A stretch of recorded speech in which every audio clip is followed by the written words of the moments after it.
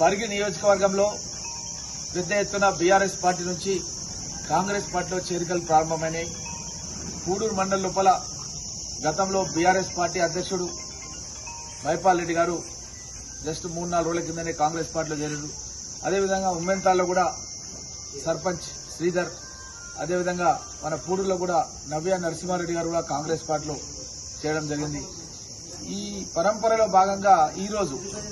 పూడూరు మండలం నుంచి మేడికొండ గ్రామం నుంచి అనంతరెడ్డి గారు, జంగయ్య గారు,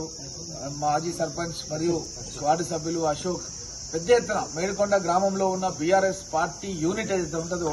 యూనిట్ ఈరోజు కాంగ్రెస్ పార్టీలో చేరినందుకు వారికి స్వాగతం తెలియజేస్తూ మొత్తం తెలంగాణ రాష్ట్ర వ్యాప్తంగా కూడా బీఆర్ఎస్ పార్టీ అనేది ఖాళీ అయిపోయి ఈరోజు భవిష్యత్తు లోపల అభివృద్ధి గౌరవ ముఖ్యమంత్రి రేవంత్ రెడ్డి గారి ఆధ్వర్యం లోపల ఎవరికి ఇండ్లు కావాలన్నా,